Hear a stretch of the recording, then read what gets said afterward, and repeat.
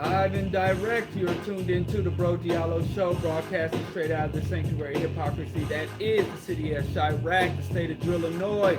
This is the Diallo Show, broadcasting on AM 1680 in Chicago, on iTunes radio app worldwide, on TuneIn app worldwide, and you can also listen at www.QUE4.org.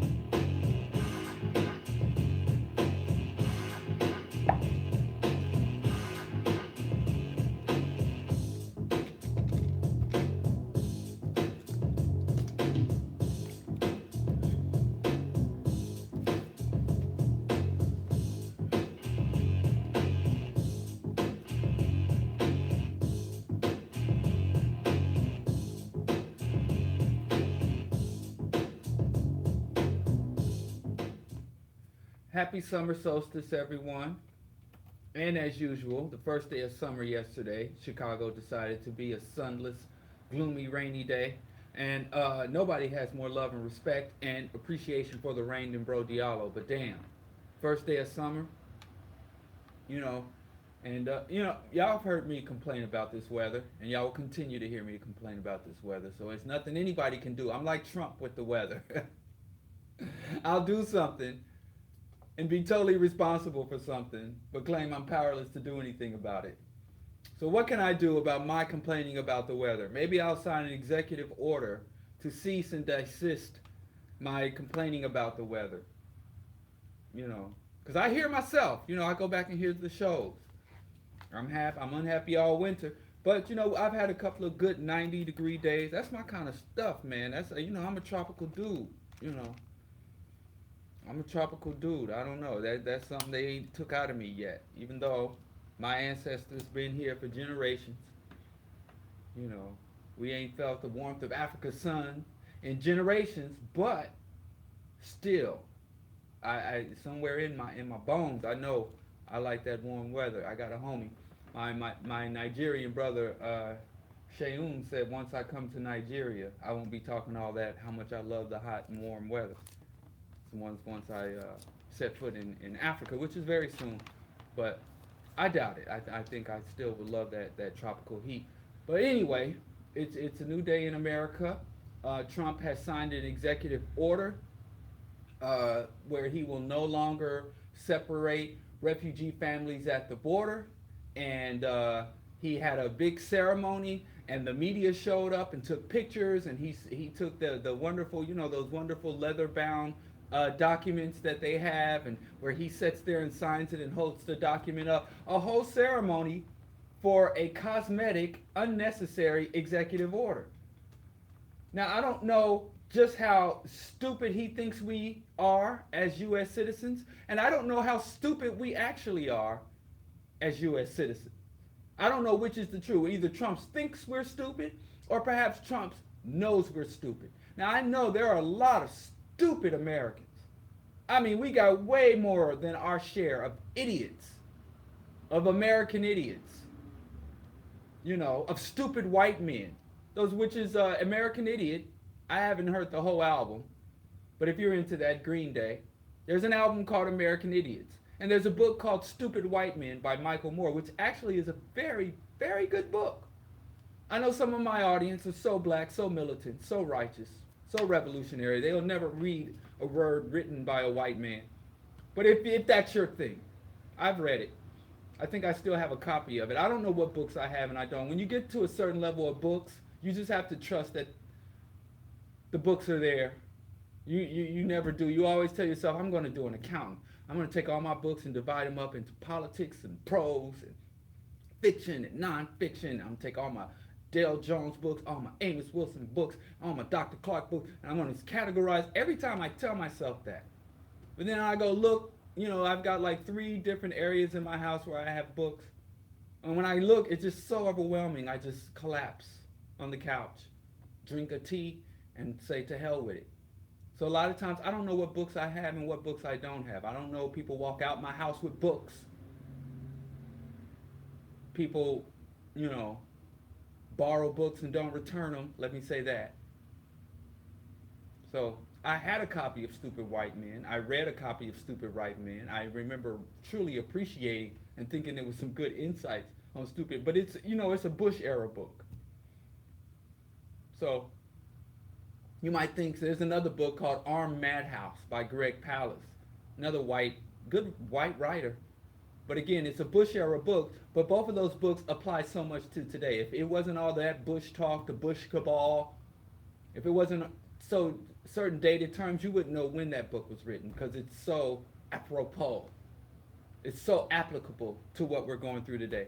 But anyway, I don't know which is true, which is more true, because I know there's truth in both of those statements. Trump is an idiot. Trump thinks he loves the poorly educated. He's on record. He loves the poorly educated. And the poorly educated love him more. But I don't know if we're as dumb as Trump thinks we are, or does Trump just thinks we're dumber than we are. But either way, Trump is the chief executive. He is the head law enforcement officer.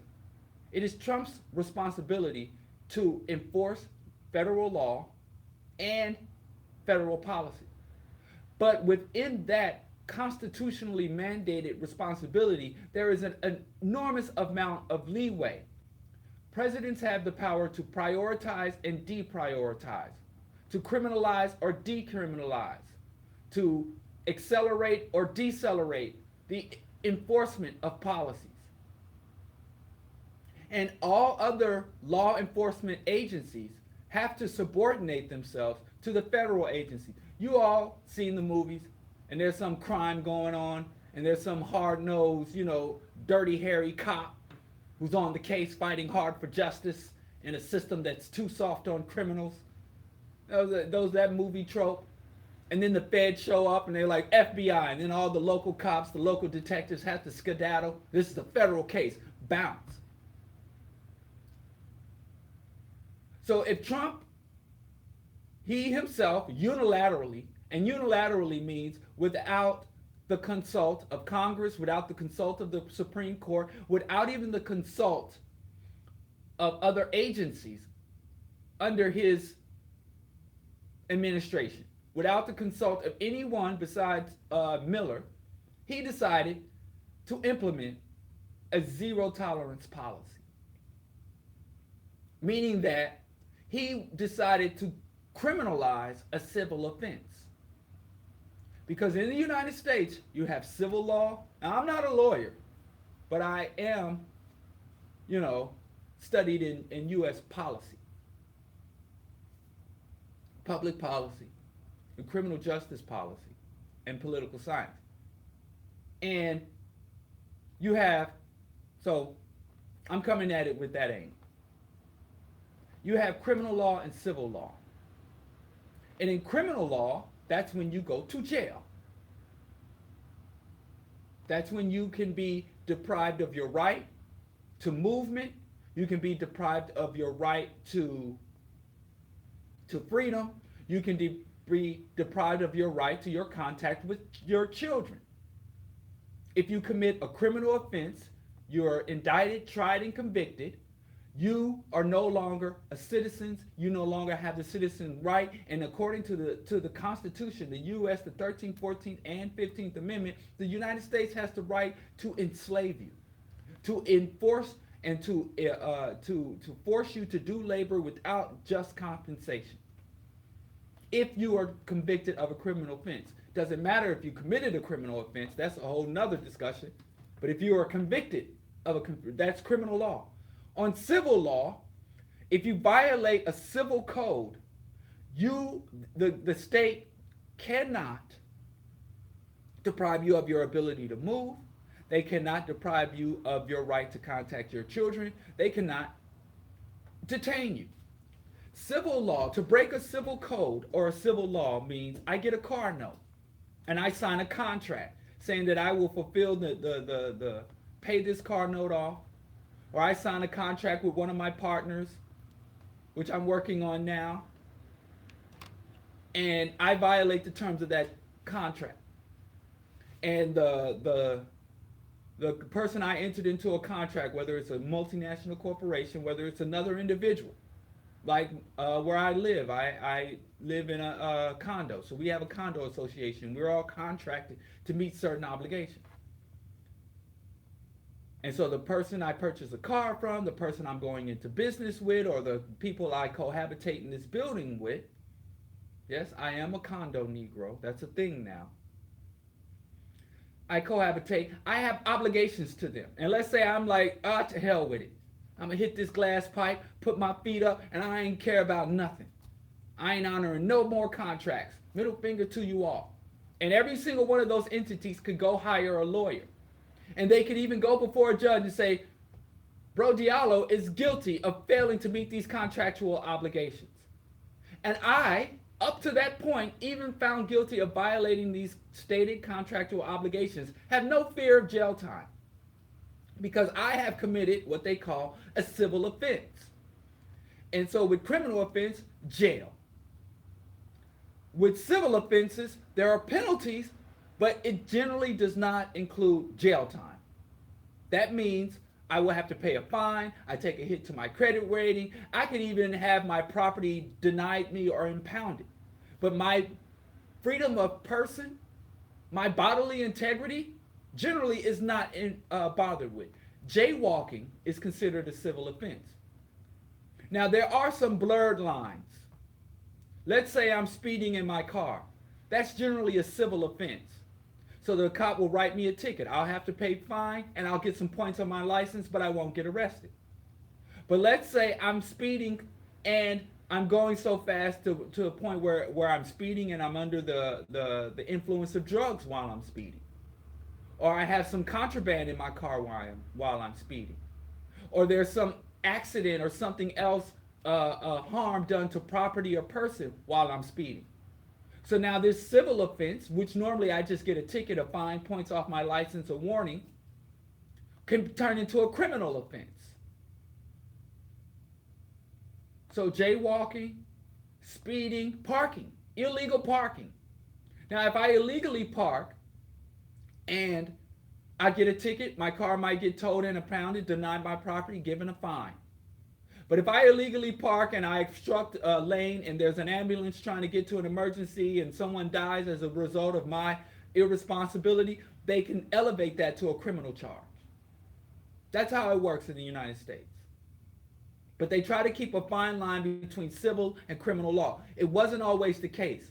The reason why white folks did this, because white folks, when they came to this country, even though they were raping, enslaving, mass murdering, slashing, burning, committing ecocide, killing buffaloes by the millions, they had learned some lessons from their experiences back home. White folks came here escaping a repression, which I don't understand how you could be escaping repression and at the same time advocating or imposing repression, which is what I'm talking about, because the topic of today is regressive pro-blackness. Because I'm seeing black folks get so damn pro-black that they become anti-human. They become anti-justice. And what the good, but I don't want to get ahead of myself because I want to kind of speak to Trump's hustle before I get into that. So, yeah, I shouldn't have. See, I got to stay on point. But where were we? We were talking about civil law. If I commit a civil offense, oh wait, I was talking about the Europeans, right? When white folks came here, as horrible as they were, they had learned some lessons. In Europe, under the monarchical system, there was no difference between civil and criminal law. All offenses of law were considered criminal acts. So you could rape somebody and murder somebody or commit arson, and they will put you in the stocks. They will stuck, wooden needles up your fingernails. They would torture you horribly. They would make you do humiliating things. They would brand your face. They would stick a hot poker up your anus for committing a criminal act. But if you committed a civil act, let's say you blasphemed the church. Let's say you spit on the ground. Let's say in some of the more theocratic monarchies, you do some work on the Sabbath. You commit an act that doesn't necessarily do bodily harm or damage property or really offends anybody besides the code, something written on a piece of paper. You probably, if you were a European peasant at the close of the Dark Ages, you couldn't read anyway, and they had all these rules and laws and codes that you didn't have the ability to read because you were an illiterate peasant, but that did not make you immune to the enforcement.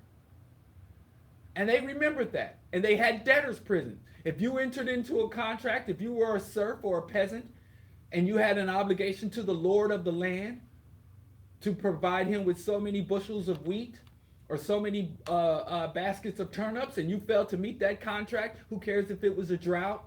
Who cares if bandits came and stole your seed stock? It doesn't matter. You were in a contract. You had an obligation to meet. If you went to work at some early pre-industrial sew house or sweat house, and you didn't show up, let's say you broke your leg, let's say you were hit with the plague, you had some type of illness where you couldn't fulfill your work contract for the lord of the manor, for the gentry of the land, that would be a criminal offense. And you would get the same punishment as a murderer, as an arsonist, as a rapist, as a thief, by simply violating the terms of a contract through means that were beyond. Because that's what a job is. It's in a contract. I'll do this work, you'll pay me. And a lot of times the elites would not honor their end of the contract. But you better damn well, if you're a peasant, if you don't have noble blood, you better damn well meet your obligation. And that's why I tell black people, we got to come at this a little different. This systems and institutions of global white domination, talking about they do this because we black. And some black people believe so aggressively that they treat us this way because of our skin, because of our phenotype, that they even begin to bleach their skin and surgically alter their facial features in order to look less black or to look more white, thinking that white people mistreat us because we black. But if you know white folks' history, number one, if you knew white history, you would never want to be equal to white people. It ain't been good for them. It's been pretty nightmarish, even for the noblemen. You know, I mean, if you just look at the history of assassination, I mean, even in the United States, every president since Lyndon, no, not even Lyndon, since Eisenhower, has had, at the very least, an attempt assassination. I mean, they assassinate, they even kill and mutilate and murder their leaders. Guillotine, burn them alive. I mean, it's a horrible, nightmarish history. I mean, Europeans' history is so bad that they went and invented this whole thing about knights in shining armor and Arthur of the Round Table. They even went to Africa and been like, yo, we're the Egyptians. We built the damn pyramids. Let us have this. You could have the rest of Africa. Let us have this. And it's like, Dale Jones, very simply put, the reason they have to distort our history, they have to lie about our history, they have to claim parts of our history as their own, is because their actual history ain't nothing. And I know y'all go see the Mona Lisa, y'all go to the Louvre, y'all go to the cathedrals and be like, wow. But you don't know how much blood is saturated in all that Gothic art, Gothic architecture and Renaissance art. You don't know how bloody the history behind all that stuff was. How wretched it is. Y'all don't know. I mean, I wrote a poem called The Stench. And this is after, you know, taking 2 years to study Western European history, formally and informally. And I wanted to sum it up. And this is back when I used to write poetry, and it was called The Stench. And one line of that poem is, blood pudding, kidney pie, Western civilization is the biggest lie. If we knew their history, we wouldn't be fighting for equality or inclusion or integration. We'd understand why the hell everywhere you look in the world, you find populations of white people outside of Europe, why they ran out of Europe and never looked back. Which is another irony. Because Kwame Ture stated, it's very ironic that the people who left their homeland voluntarily, nobody forced them to, who left their homeland with no intention of returning, never looked back. have stronger connections to their homeland than people who were forcibly ripped from their homeland. But anyway, the founding fathers, even though they were gentry, even though they were not noblemen, but they were part of the merchant classes, which was the new emergent class. Before, in Europe, all you had was noble and serfs. There was no so-called middle class. And we're getting back to that. There will be no middle class. There will be the rich and the poor. That's the majority of Western history. But then there was this new emerging merchant class with the advent of imperialism, where Europe got access and was able to set up to steal other people's resources. That's how they made capitalism. Capitalism, you can't be a capitalist, black people, without a colony, without empire, without a large free labor pool, without massive enslavement, and without massive resource theft. Because if you got to pay for the resources, if you got to compensate the people for the resources that you take them from, then you can't develop a capitalist economy. You can't generate profit and perpetual growth. Perpetual growth comes from perpetual warfare and perpetual theft. Black people don't understand capitalism. That's why we fail at capitalism. But then the trick is, once we do understand capitalism, the average sane person rejects capitalism. So how do you keep people ignorant of capitalism, but at the same time embracing capitalism? That's the trick.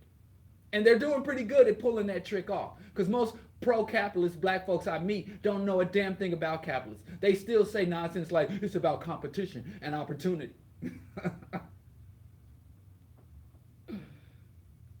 But I digress. So when the founding fathers came here and they established law, while they were standing knee-deep in Native American blood and shoulder-deep in African blood, they decided to make a judicial system that was not as regressive, as archaic, as draconian as what they had escaped from for themselves. Now, for blacks, for natives, for anybody, for landless peasants, they can get it. But we, the merchant class, land-owning white males, we want to create a system that's not as draconian and dysfunctional as the one we ran from. So unlike Europe, where a civil offense could get you the same torturous, murderous imprisonment as a criminal offense, they decided to separate the two. And so now we have civil law and criminal law. We have civil courts and criminal courts. We have civil penalties and criminal penalties. And every day, every citizen, there are so many laws and regulations that govern our lives. Every day, I promise you, there isn't a citizen on the soil of the United States that does not commit some type of civil or criminal offense every day of your life. Because there's another saying of an old European scholar said that it's impossible to rule over non-criminals. A society, a state, in order to preserve its power and influence, has to criminalize the population. It has to have something on you, or the social contract just will not work. So they turn everybody into a criminal, not because of your criminal actions. Most of us are criminalized by the code, not by our actions. So something as simple as, your grandmother, when she gets her pills and she has that Monday, Tuesday, Wednesday, Thursday, Friday, Saturday, Sunday thing, and she takes her pills out of the container and puts it in that so she'll know what pills to take on what day, because she lived a life of eating swine and being unrefined. Well, that's a federal offense. It even says it if you read the bottle or the little folded up pamphlet that comes with your prescription. It says you can't take a prescription, a controlled substance, out of its original container for any other reason than consumption. So that's a criminal and a civil offense. But nobody enforces it. So we also know that the U.S. government can write a law in a book and have non-enforcement. There was antitrust acts, anti-monopoly acts going all the way back to the late 1800s. In fact, the first Teddy Roosevelt, he ran for president and was elected, and his platform was, I'm a trust buster. And trust is what they used to call corporations, because corporations were founded on charters, So they would call them trust. And that's what they used to call monopolies. So Standard Oil, they wouldn't call it now. Today, if Standard Oil is still around, but we call the offshoot of Standard Oil, Exxon, we call that a multinational corporation, a limited liability corporation. But back in the day, they would call that. They would call, if Microsoft or Apple was around in, let's say, 1912, they'd call it a trust, not a corporation. And so you had presidents running with the platform of trust buster. I'm a trust buster, meaning that I'm going to break up these monopolies. Those laws are still on the books. The Supreme Court has not rendered those laws invalid, but they're just not enforced. And you'll see every now and then a president like both Obama and now Trump will try to get in the way of a monopoly, of a merger, and they will fall back on those laws. But oftentimes, it's not because they ideologically disagree with monopoly capitalism. It's because they got some other axe to grind, or they're trying to shake down the multinational corporations for larger donations or contributions to some other interest that they have. So it's never about if, it's only when you're dealing with the merger of these monopolies. So the president can have laws enforced, or he can have laws. When Bill Clinton was in office, he prioritized, remember black identity extremists?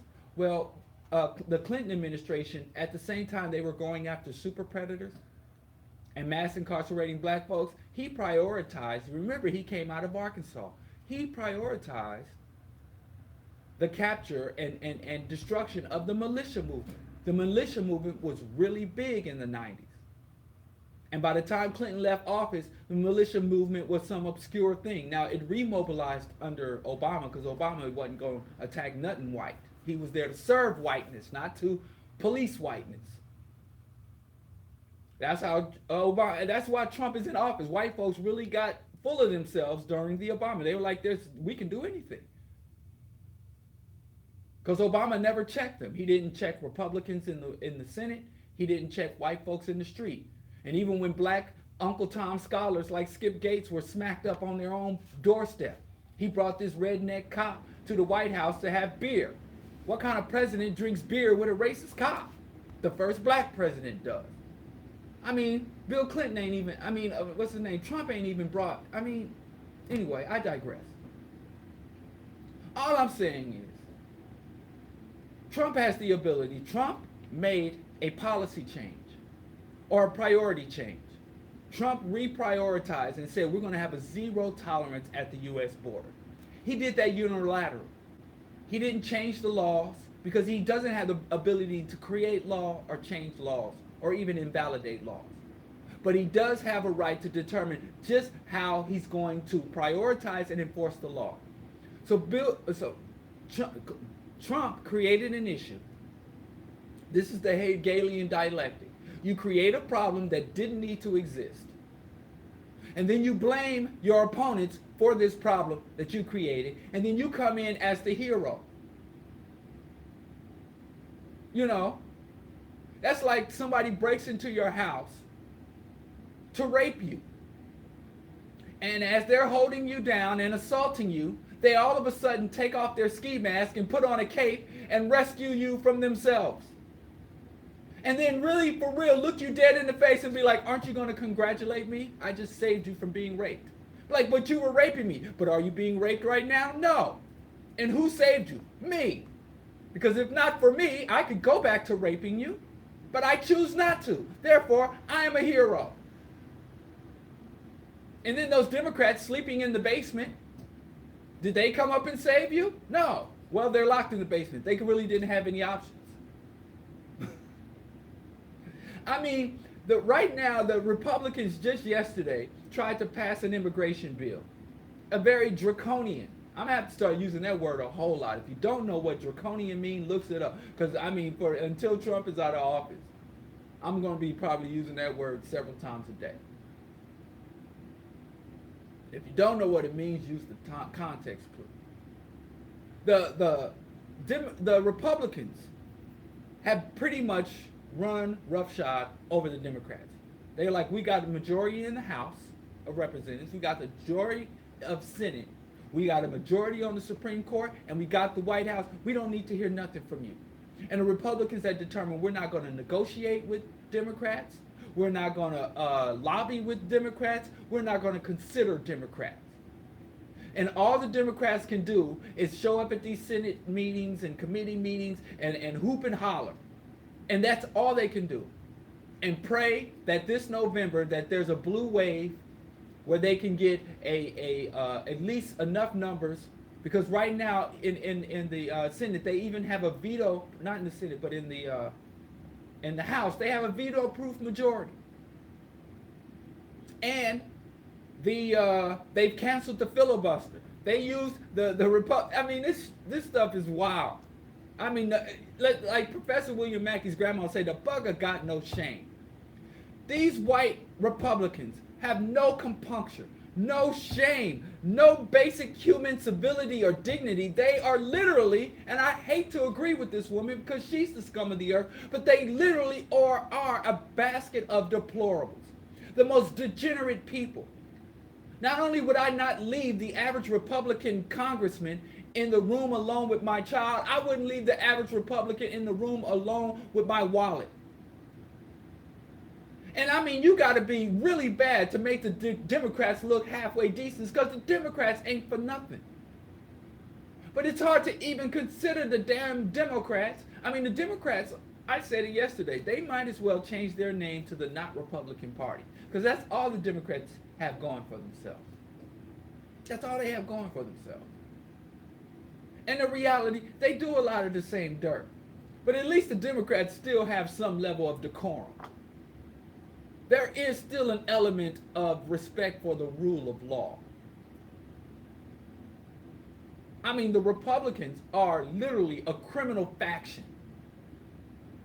They don't even pretend to be a political party. Because the Democrats are a political party. They are a corrupt, biased, often inept political party, but they still have the structure and form of a political party. Not a political party that I am a member of, not a political party that I support. But they're still, the Republicans have no semblance of any type of political formation. They are a criminal cabal at this point. And I think it's really short-sighted for black folks. Oh, the Democrats ain't no different than the Republicans. Even if you're anti-Democrat, to not understand the divergence and differences between the two parties is going to further obstruct you if you intend to be in opposition to either or both parties. But most of y'all don't intend to oppose the party. You don't really research policies or initiatives or platforms. You just want to say something slick. But there's really no substance to you talking slick, because you're not going to do anything about it except do the Umar non-vote as you're subjected to the policy. So, but for people who are truly engaged, who truly understand that fundamentally politics is nothing more than a struggle for resources, a disarmed, non-violent struggle for resources. Politics is about the accumulation and distribution of resources. That's all politics is. Remember, they say possession is 9/10 of the law. That means 9 out of every 10 laws deals with property. And the whole reason why the state was established was to regulate trade, commerce, and property. To establish and enforce rules on how to interact with or engage with property. That's what it is. And so if anybody, again, I have to say this, and I'm going to say this every time it's necessary for me to say this.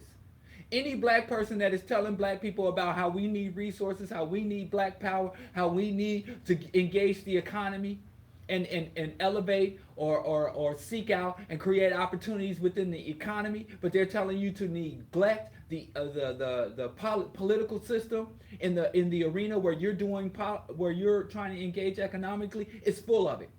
They are running game, they are running hustles on you. Umar is telling black folks not to vote and disengage politically. At the same time, he's trying to open a school. And if he was doing more, if he was honest about trying to open a school, he would have never told the people in his community to disengage from politics. because you can't get anything done unless you are able to navigate the political system.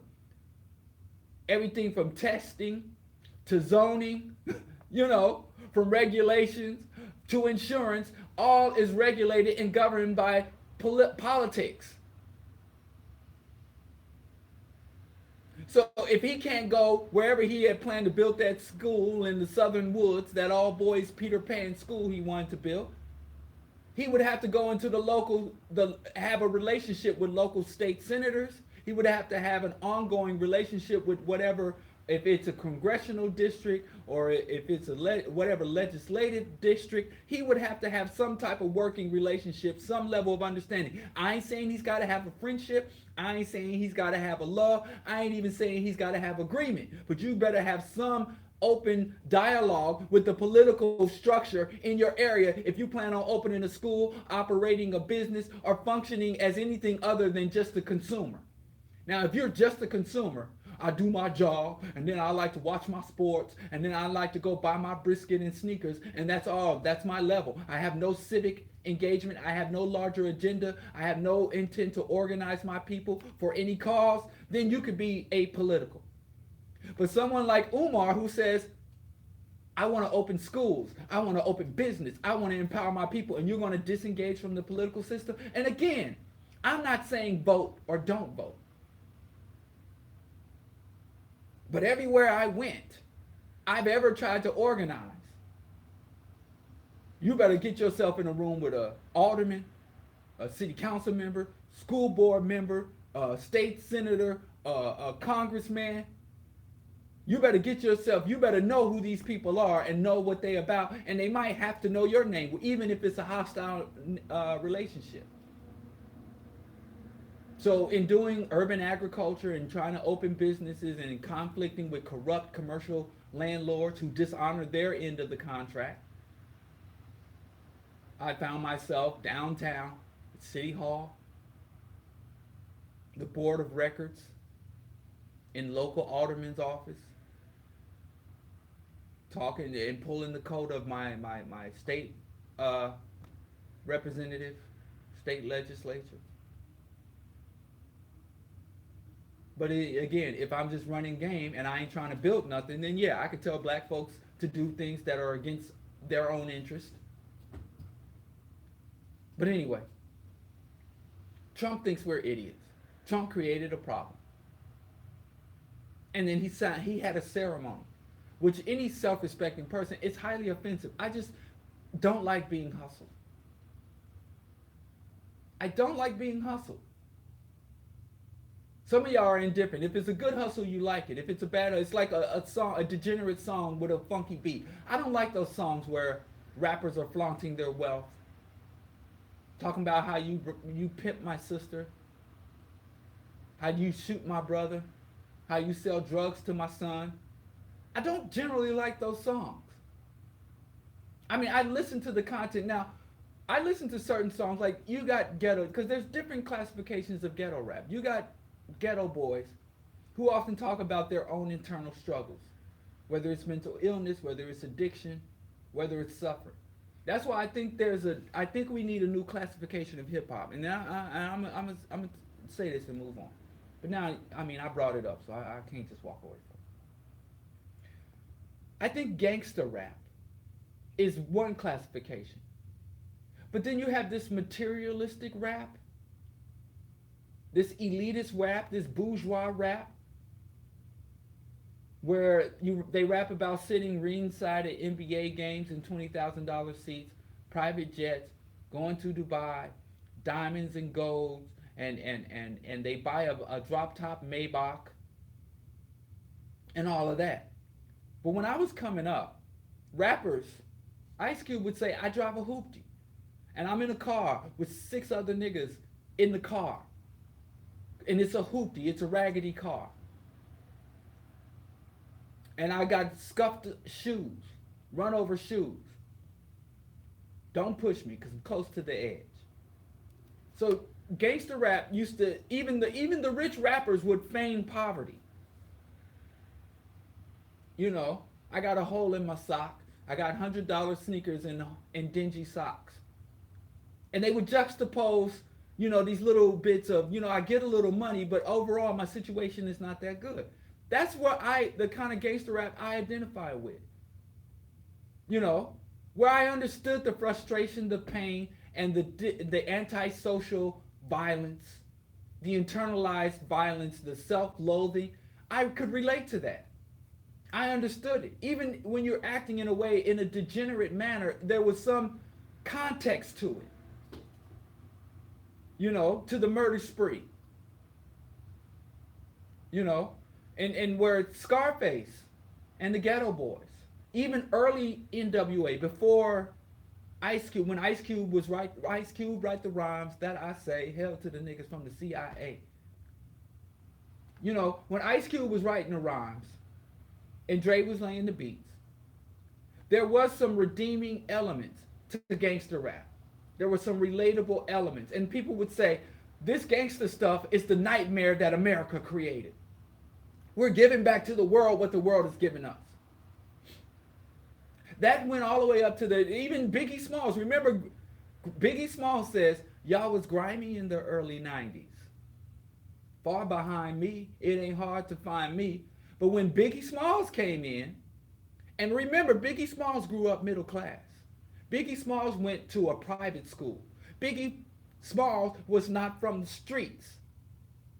And I mean, I'll never forget, there was an interview where some dude went to Biggie Smalls' mother's and said, did you feed that boy sardines for dinner?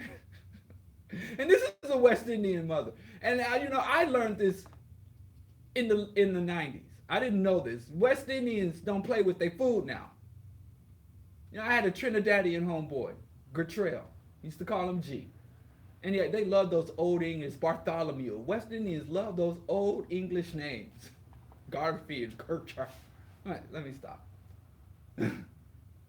But I had a friend named Gertrell. He was G. And he was the first dude. He was from Trini. He was a Trini mom. And he taught me, you don't play with West Indian people food, and West Indian people don't play with their food. Every meal is gourmet, multi-course meal. Breakfast, lunch, dinner, snack. 11 Z's. And they throw down with their food. Seasoning. Ain't no West Indian mother anywhere in the world gonna feed their child sardines for dinner unless that's sardines, unless they jerk it, season it, some breadfruit, edibles, cassavas, melons, and they gonna hook that sardine up. So Biggie Smalls was lying to us. But anyway, somebody asked Biggie Smalls' mother, you fed that boy sardines for dinner? And she was like, what? Those were stories. What the hell is wrong with you? It was a relatable story. That was his biggest song, because it was all a dream. And black folks love inspirational nonsense. I wish we didn't love it as much as we do, but we do. Them's my people. I got to ride with that. But anyway. But in the 90s, we were grimy in the early 90s. Ice Cube had millions of dollars, but I really believe Ice Cube was living in Watts, in some housing project, driving a car with the muffler dragging. Because he said it in his rap. I tell a girl in a minute, yo, I drive a bucket. For you youngins, buckets and hoopties were words we had for messed up cars. Dope fiend rentals. I really thought these rappers were struggling. I really thought the Ghetto Boys were wayward young men who just needed some love and therapy. Because that was what they sold us. To me, that's the gangster rap I remember. Where even though the dude shooting up the block, selling rocks, you had a level of sympathy and you wanted to reach out, or you felt relatable. But then after the early 90s, they started talking about high-end liquors. Remember, rappers would drink 40 ounces, Cisco, 8-Ball, Boonies, Brass Monkey. And then they started drinking, what, Patron? I don't even know what the fancy liquors are. Cristal, Champagne. Rappers, instead of sitting in old beat-up Oldsmobiles, they were on chartered yachts and chartered planes. Instead of wearing Dickies and starter caps, they were wearing Coogee sweaters, Versace, Louis Vuitton, Gucci. And as bad as gangster rap was in the 90s, and I don't know no old man stuff. You can look this up. I'm not even sharing my opinion. I'm sharing the absolute facts. I'm sharing the facts. This is verifiable. Now I can say, oh, this music better, this music work. Forget that. I don't care. It's all degenerate. But if you look at materialistic gangster rap versus the hard times gangster rap, the struggle gangster rap, there are redeeming elements. You know, even if you look, you go get Grip It on that other level. You can't get more degenerate murder, death, kill album than Grip It on that other level. But they still got Ain't No Sellout. No Sellout on there. Straight Out of Compton had F the Police. Ice-T. Well, y'all think Ice-T is an actor, but Ice-T used to be a permed out pimp gangster rapper. But he still got pain. It's fun in the beginning, but it's pain in the end. Deuce Deuce Revolver was my problem solver. Had a deaf girl, really didn't want to involve her in the life of a gangster, used to rob bankster. Whereas I listen to some of this new Young Savage, why you trapping so hard? Why you pulling all these rapper cars? Because I got a 12-car garage. Why you thugging with a 12-car garage? Then King Son said the whole point in being criminal is getting paid. Son, you paid already, acting crazy like Eddie. He said, forget a thug life. Niggas die being unlawful. Let that peer pressure stress you something awful. With the world in your hand, forget a man, be a king. You ain't even a man because you under the ring. I'm just saying. I think we need a new classification of rap. Because a lot of these thuggers, and I know y'all say mumble rap, but that's more of the style of rapping. I'm talking about the content. Because it still goes under the gangster rap, hood rap, you know. But this mass materialism, this bourgeois hip hop that Jay-Z, Biggie Smalls was the founder of. You know, even Tupac, if you look at Strictly For My Niggas, his earlier work versus his death row work when he's all diamonds and pearls and top hats and suits. All Eyes on Me, he wrote that while in Rikers Island's prison. You look at what came after that. I think we need a new classification. I think this new gangster rap is more insidious. And I think the record industry is like, even this gangster rap is not doing as much damage. It's creating a level of empathy, of camaraderie, and social analysis that we didn't intend for. So I think even NWA was too cerebral. Ghetto Boys, Bust Down, Compton's Most Wanted, Growing Up in the Hood. Damn, that ain't good. Growing Up in the Hood. Compton's Most Wanted, MC8, DJ Quick. I think that even the gangster rap of the 90s, even though they went from the conscious music, conscious lyrics, and they was like, no, we're going to flip it on these and push these gangster rappers, but there was still a level of analysis, of social awareness, of even black pride, still too much. So they were like, we got to there's still elements of true blackness slipping through, and we have to purge it. So it's like, give them more money, give them more fiat. Let them go to the French Riviera. Let them go to Beverly Hills. Let them go to the Hamptons. And Biggie Smalls was one of the founders of that. Even though Biggie Smalls, especially in his second album, Life After Death, had still, sky is the limit. Still a little bit too much humanity. We want these black youth to be on the world stage, to be absolutely unredeemable. Absolutely savage. Sexually savage. We want them to be hyper consumer of all the worthless high-end goods that all industries produce. We want them to be walking billboards of the worst elements of humanity. And even though we pay them well to do it, they keep letting a little humanity slip through. Their African ancestors are still trying to speak out and speak through them a little bit. It's something else, man. They are relentless. That's something you look, even if you're like a millennial and you listen to a young hip hop fan, go get your 20, I guess, little everything. Because even now, Chief Keef is old. He's 22 and he's already played out. I can't keep up. But I encourage you, it's all on the internet. You can get it for free. You ain't even got to pay for it. But go back and listen to some gangster rap from 88, 89, 90. But don't just listen to the hit song, straight out of Compton. Don't just listen to the radio popular songs. Go back and listen to what we used to call the B-side. In my era, I'm from the cassette tape era. I came up after the end of the 8-track and vinyl era. I grew up in the cassette. Everybody in my hood had a little Walkman. The real cool kids had Sony Walkman.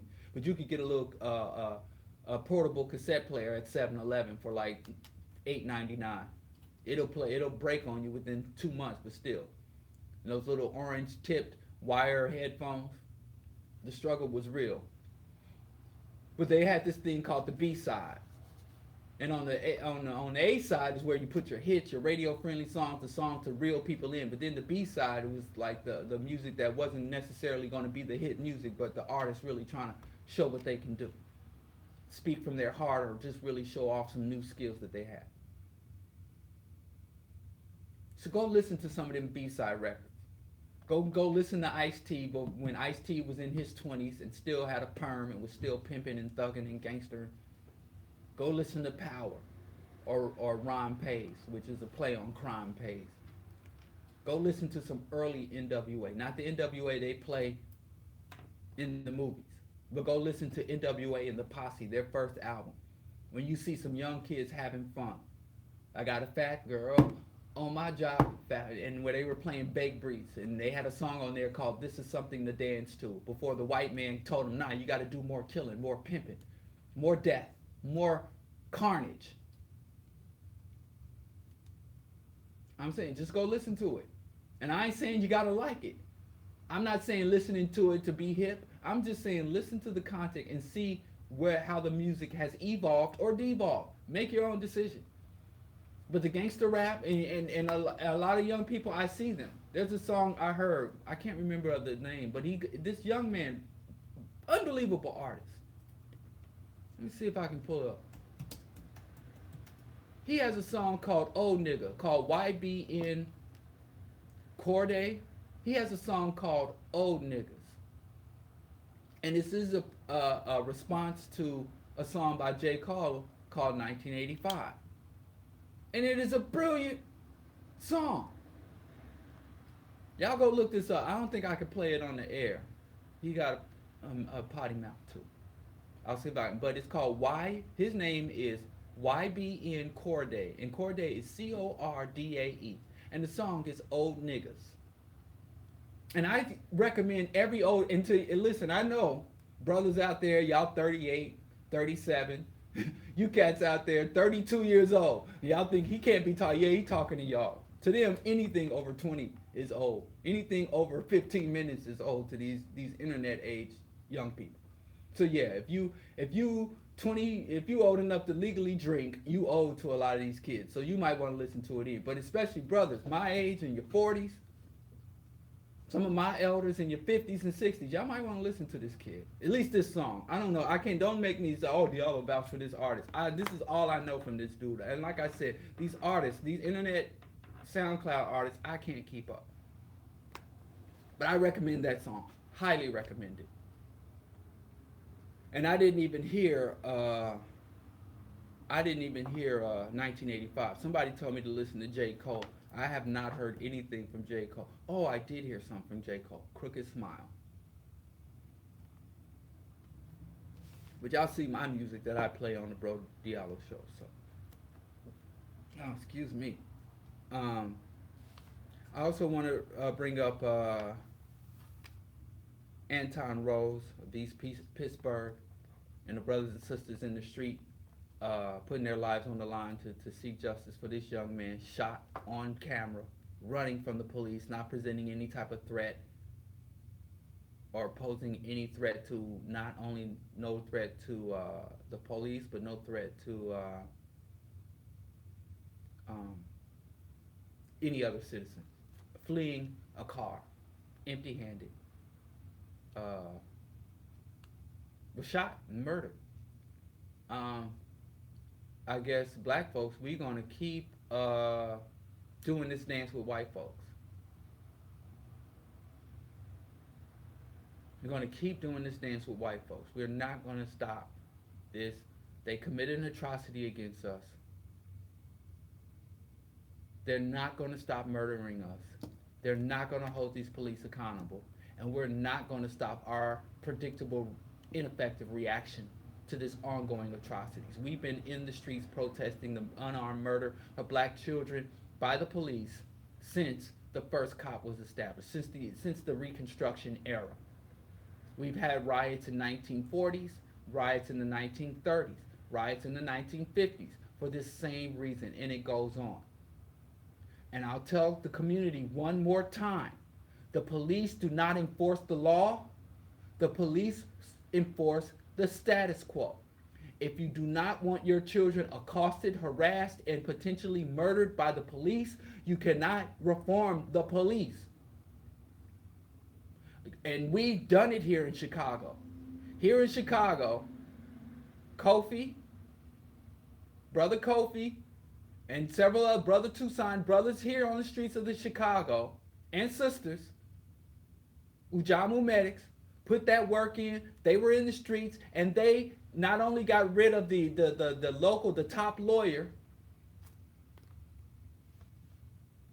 the top attorney, secretary, and the police chief. Purged them all. Got rid of all of them. The entire top end of enforcement, law enforcement in Chicago was decapitated after a series of atrocities, from finding police-run torture chambers to the cover-up of the Quinn McDonald, to a series of exonerated individuals based on coerced and tortured confessions. Everybody except for Rahm Emanuel, except for the actual guy who should have been cut. And Rahm Emanuel was only in that office based on Obama's endorsement. Let's not forget that. You can't say Rahm without saying Obama. If you are, you going for the okie doke. You a scallywop sucker tramp. I'm gonna have to go back to the pre-segregation era to get some insults for you. But we got a new commissioner, a black man. The black man is the top cop, and that black man, the first day he stepped up, he said, "I've been a cop in Chicago for 32 years, and I ain't never seen no incidents of racism." And now this guy's now we got a black man instead of a white man. We got a black man presiding over the cops. And not a damn thing changed. After all that work in the streets, after all that protesting, after all that fight, after all that tear gas and getting maced, after all those people getting locked up for blocking traffic and shutting down the city, we're right back where we started. Or, I'm sorry, we're further back than we started, because at least when we started, there was community engagement, there was awareness, there was hope, there was enthusiasm. All that's gone. So you're further back than when you started. You ran hard, not to stay in one place, but you ran hard only to lose ground. So I'm telling y'all, if y'all wonder why I wasn't in the street here in Chicago, I was there. But I was there physically, because I like to show solidarity, so I did show up at some of the events, some of the protests. I did a march around City Hall in the huddle. Okay, I'm not going to say I wasn't there like I normally would be there. I wasn't there like I wish I could be there. And I'll probably be there in the future, talking with the people, engaging.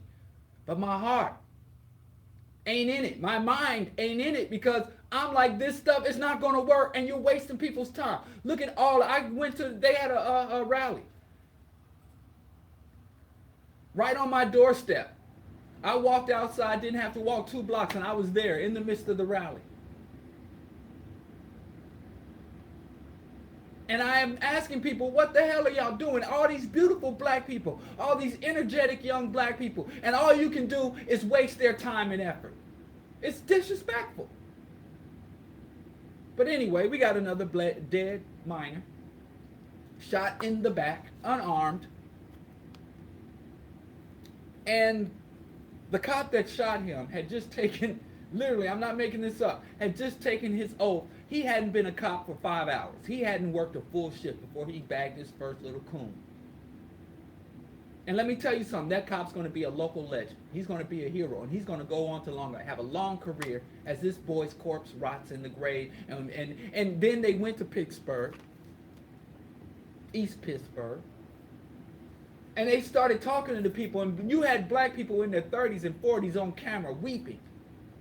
I don't understand this. Why are they doing this? How the hell are you a black adult in the United States of America in 2018 and you still on the camera talking about you don't understand? That's called willful ignorance. I can't even sympathize. What the hell you mean you don't understand? What the hell? You didn't take time to understand after the first, second, third, fourth, fifth, sixth, seventh, eighth, ninth, 10th, 11th, 12th, 15th, 100th unarmed shooter? How many before you say, hey, wait, this is something that's happening? Now, I did my crying, I did my hollering, I did my marching. Now it's time to do my studying. Now it's time to do my research. Now it's time to do my thinking. How the hell are you sitting here? Oh, they killed an unarmed black boy. Why is this happening to us? Really? You should be embarrassed. You should know that.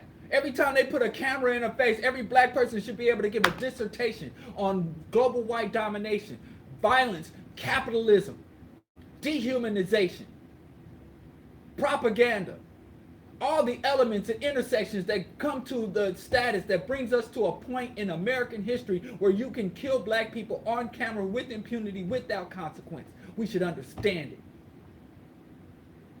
Hell, listen to the Bro Diallo Show. Go to my archives. If you don't understand it, you can get your understanding. You ain't got to take time to read a book. Play my shows while you washing dishes and boiling your potatoes. And you'll get some understanding. Last thing I'm going to say, oh, I understand why you're doing it. And I understand what I need to do. The cops kill us to sustain the status quo. To hell with the laws. Cops violate laws routinely. Agencies violate laws routinely. But they don't get in trouble unless they go against the status quo. Cops will not get fired for killing our children. Cops will get fired for stealing their status quo. If you look at racists, if you look at white aggressors, we call white supremacists white aggressors because they are not supreme to a damn thing. When you look at white aggressors, they have many prejudices. Let me tell you some of the list of the things that the Ku Klux Klan and neo-Nazis hate. They hate socialists, they hate communists, they hate Catholics, they hate Jews. And I don't know what you know about those 4 things I just listed, but all of those have a large number of white people in that bundle. They also hate Asians. They call them chinks and mongoloids. They hate Asian people. And they don't make any distinction. The chinks can be anything from a Chinese to an Indonesian to a Vietnamese to a Korean. They hate Mexicans. And a Mexican can be a Peruvian, a Mexican, or a Mexican can be anything from a Panamanian to a Chilean to even a Native American or a Pacific Islander. These white people hate everybody, but they don't shoot everybody. The only people they shoot stand at a certain level on the economic and social hierarchy. And if you get to a certain level of that economic and social hierarchy, your children don't get shot in the back by the cops. In fact, when your children point a gun at the cops will duck behind a car and wait for him to run out of bullets so they can apprehend him without incident. Even if they hate him. These people, if you go to these white domination, these white aggressive websites, these white nationalist websites, they talk about Jews more than they talk about blacks. In their rhetoric, they say black people are waste on the state. Black people are all on welfare, even though, it's mythology, but I'm telling you what they believe. Black people are all on welfare, and black people are just breeding like rabbits and taking white women. That's what they say about blacks. That's why they hate us. We're a drain on the system. But they say the Jews control the system.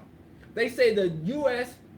government is under Zionist occupation, and the Jews control the media, the Jews control the central banking system, the Jews are creating a one world order under one world government. The Rothschilds and the Bilderbergs, they fear and hate the Jews more than they fear and hate the blacks, but these same white supremacists don't shoot Jews. And it's not like they can't pick out Jews from other white folks. The Orthodox Jews, you go to Brooklyn, New York, you go to Crown Heights or Williamsburg, the Jews stick out like a sore thumb. They wear different clothes. They're very obvious who is the Orthodox Jew and who isn't. And those Jews commit crime after crime after crime. They commit bank fraud. They commit property fraud. They commit welfare fraud. They are engaged in organized criminal activity. The Hasidic Jewish community has been caught and investigated. Every time they look for something, they find it within the Hasidic Jewish community. There is a whole population of Hasidic Jews who have left the community and have stepped out and said there is rampant child abuse, child sexual and physical abuse. There is rampant domestic abuse. There is kidnapping. A woman said, my husband's family, when they found out I no longer wanted to be Orthodox, kidnapped my children, took them to Israel, and then smuggled them back in the country. And the FBI has done nothing.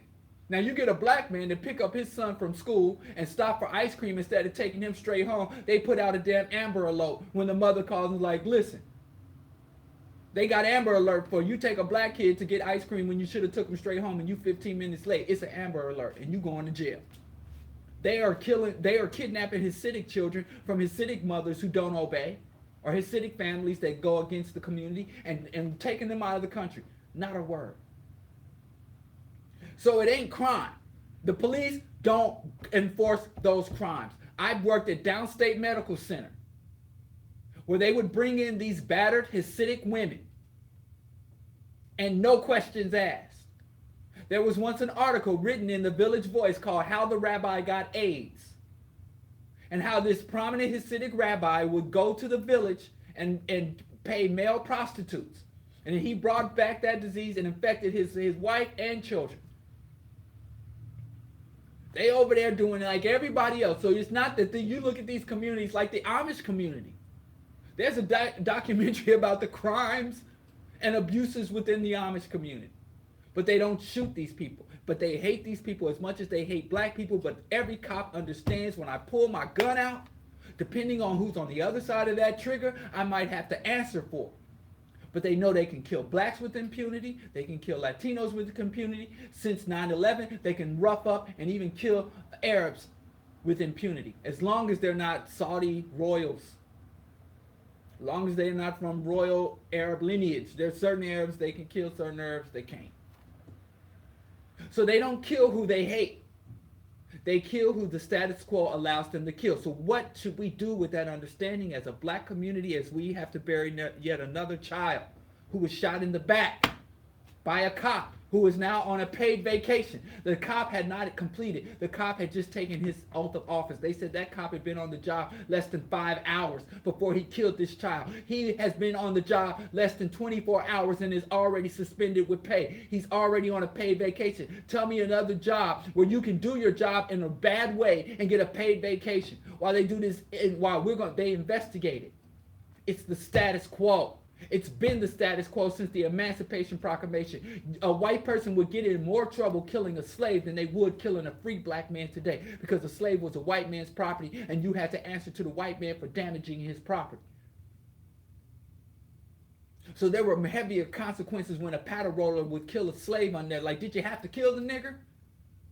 And you had to prove that it was a good shoot, that it was an appropriate thing, and I had no other choice but to kill him. Because if you kill them unnecessarily, that's a great disruption to the economy. That's when black people used to have some value. We cost. Now, niggas is free. And I hate to say these things, but it's true. Somebody got to say it. And it's an ugly reality. But how many more? There's a wonderful song on the front line. It's how many more? How many more? Ask yourself. And we've done it, a lot of things. We've done everything from march to pray, nonviolent protests. We've done everything from force the government to hire black cops, which didn't change a damn thing. We even got black chiefs of police in Pittsburgh. Remember when they dragged them brothers out of that Starbucks and the black men were like, well, the cops did nothing wrong. It was a black man that said that. And they were, I misspoke. Sorry. We got a black man on the damn Supreme Court. We had a black man in the White House. So obviously putting black people in positions of authority in this system don't mean a damn thing. Marching, praying, crying, weeping, wailing, moaning, gnashing of teeth, petitioning does nothing. And we've even had brothers take up arms. We've had brothers go kamikaze on the PDs. And you know, did what Neely Fuller calls maximum emergency compensatory justice, taking the law into our own hands. And none of that will change. What will stop this is upending the status quo. This is not a police issue. This is not even a race issue. This is a power issue. When black people hold power, institutional power, not the power of prayer, not the power of the vote, but real institutional power, this will stop. And cops will still hate us, but they'll stop shooting us when there's real consequences. I've gone into detail, I don't know how many times. A long time me, I warned them, but them never want to listen. So holler at me. Next week, I'll go into it again. Amos Wilson wrote a book, The Blueprint for Black Power. 20, almost 30 years before Blueprint for Black Power, Stokely Carmichael wrote a book with Charles V. Hampton called Black Power, The Politics of Power. But long time them all warn us, but we never want to listen. Now let's talk about regressive pro-blackness. What's making me think of this, just now getting to the topic, I apologize, is, first of all, let me tell you something. I am not pro-black. Because pro-blackness has been tainted, has been so greatly disrupted. And my thing is, I don't like to divvy up. If I'm going to claim it, I like to claim it. I like to claim it. Like you got to claim your set. That's what WC told me years ago. If you ain't got a rep, you got to claim your set. That's another gangster rapper who had a large level of conscious social commentary and empathy. Go listen to Ain't a Damn Thing Changed by WC in the Mad Circle before he got caught up in the money game and sea walking and he became a pop star.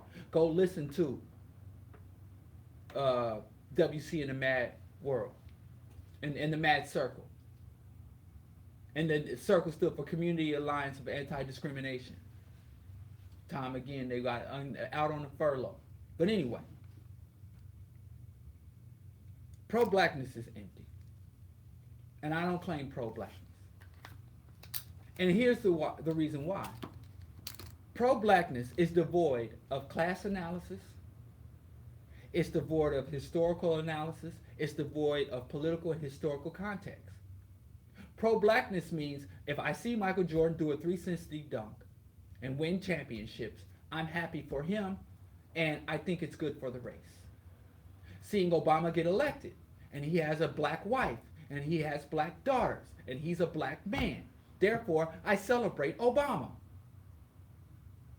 Pro-blackness means we got a black police chief, we got a black mayor, we got a black senator, we about to have a black governor, first female black governor in the history of Georgia. Blacker than black, black, black. Now, that is inadequate. There was a time where pro-blackness was necessary.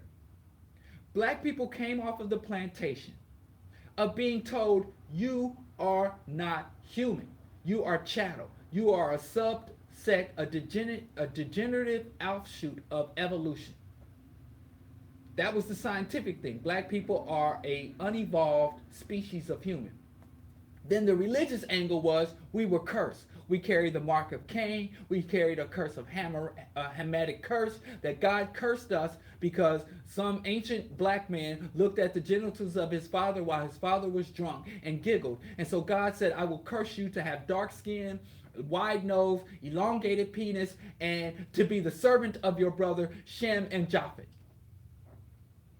And this is what the Christians and the early Hebrews taught. This is what they believed.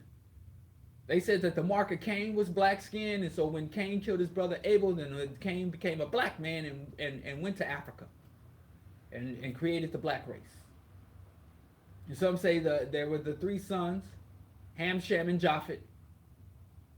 So they just come. So you got a pseudo-scientific justification for anti-blackness, and you got a scientific justification, a pseudo-scientific and a theological justification. So black people emerged emancipated into a world where our very humanity was denied. And at the same time the people denied our humanity, they forbade us from studying, from forming family bonds. They subverted us. So at the same time people were denying our humanity, their actions against us were actually a confirmation of our humanity. The Europeans understood our potential. They had been raiding our tombs. They had been raping our continent and excavating our great works, our literature, our scrolls. They had been studying our architecture, our sculpture, our technology. They understood Africa in its antiquity. In Europe, you find some of the greatest African artifacts ever created in Europe. Even you go to Brooklyn Museum on Eastern Parkway, you find greater African artifacts than almost anywhere on the African continent. So at the same time they were saying we were a subhuman subset of humanity, at the same time they were saying we had a divine curse, that our skin color was a divine curse, was a message to the rest of humanity of our lowly status. They were excavating our greatness, studying. You had people like Albert Churchward, Signs and Symbols of Primordial Man. Interesting book. You had Gerald Matsey. White people were the first Egyptologists, not Dr. Ben, before Dr. Ben was born. In fact, if you read many of these early African researchers and historians, they reference a lot of these Europeans. And the Europeans went there, and sometimes they were just like, well, white people did it. White people did it.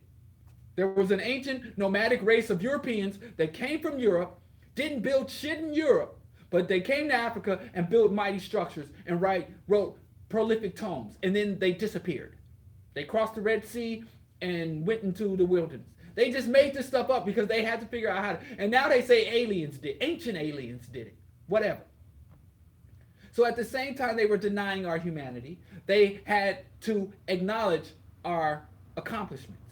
And they also had to hide. If a nigger's caught reading, gouge his eyes out. If a nigger's caught reading to other niggers, cut his tongue out. And the niggers that were listening to that nigger read, take a hot metal rod, heat it till it's red hot, and stick it in both their ears.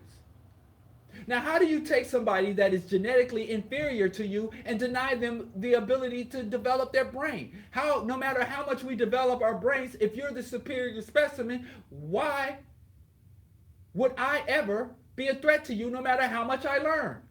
Why do you have to invest infinite amount of man hours and an ungodly amount of resources and fiat currency in suppression of a people who are naturally inferior?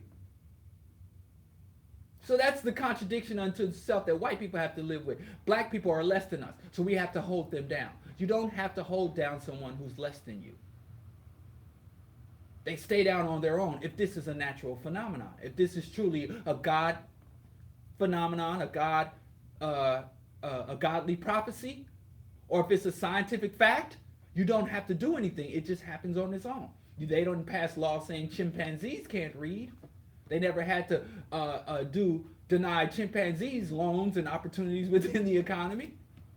Because if something is truly not up to your stature, you don't have to do anything. It's just if it's a natural way of things.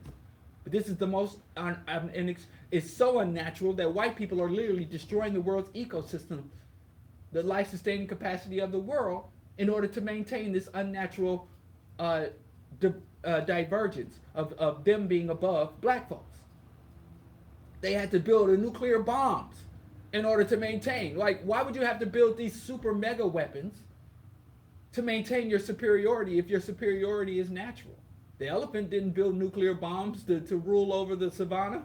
You know, the lion didn't have to use drones to be the king of the jungle because it's nature. It's natural. You know what I'm saying?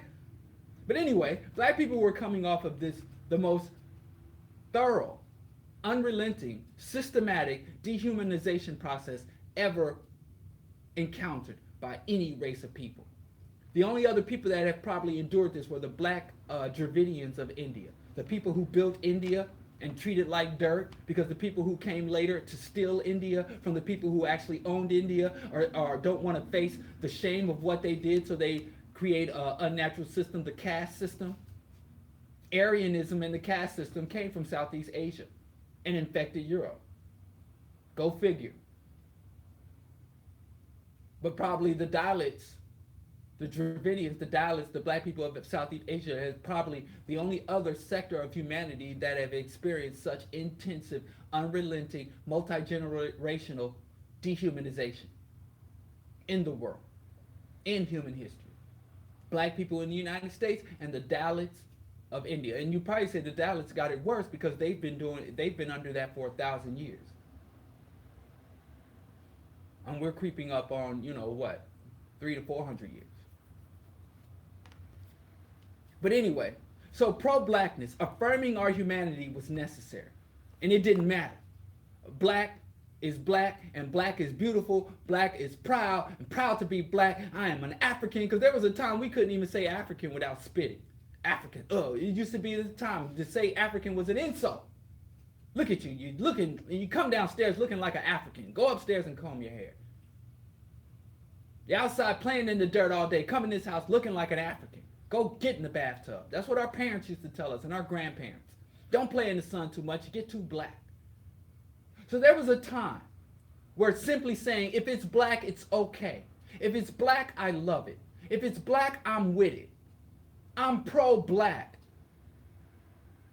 Because everything in my life experience has been anti-black, I have to affirm that. It was an affirmation. I'm proud to be black, y'all, and that's a fact, y'all. And if you try to take what's mine, I take it back, y'all. That was a time where pro-blackness was valued, and like Black History Month.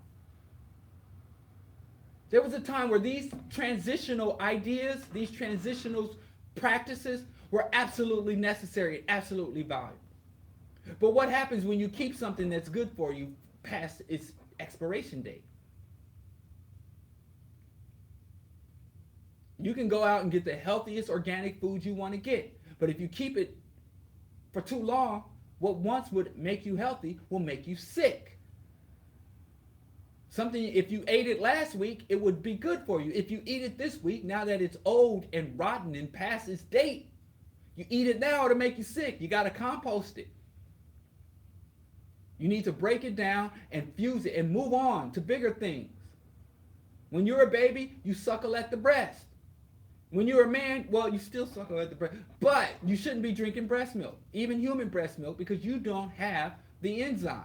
No, yeah, it's a certain enzyme that babies have in their gut.